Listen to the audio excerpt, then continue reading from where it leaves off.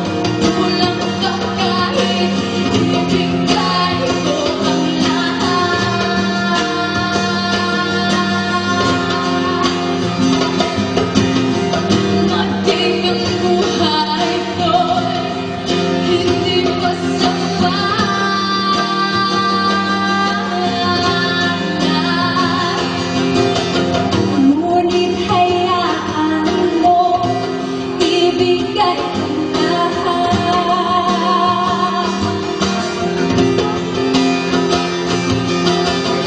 Nakapuso ko sa'yo'y maging tapat.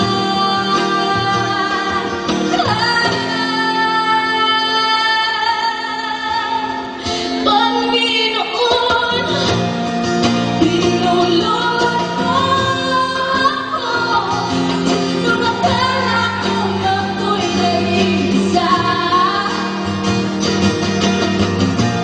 Kulang pa ang piling ko para awitan at purihin ka.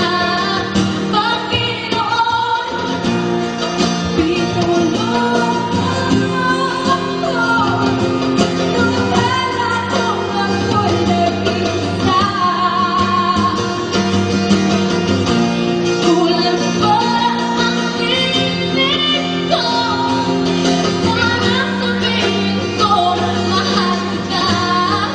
Panginoon,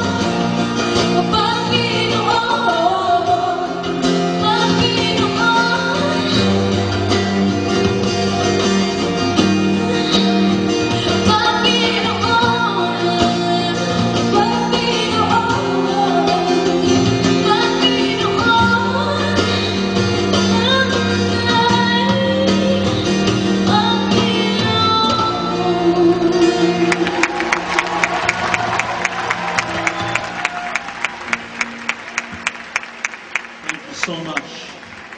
Yang and Asel. Napakaganda po ng mensahe. You know, Jesus said this, or the Apostle Paul said, God demonstrates His love for us when we were yet sinners. That's when Christ died.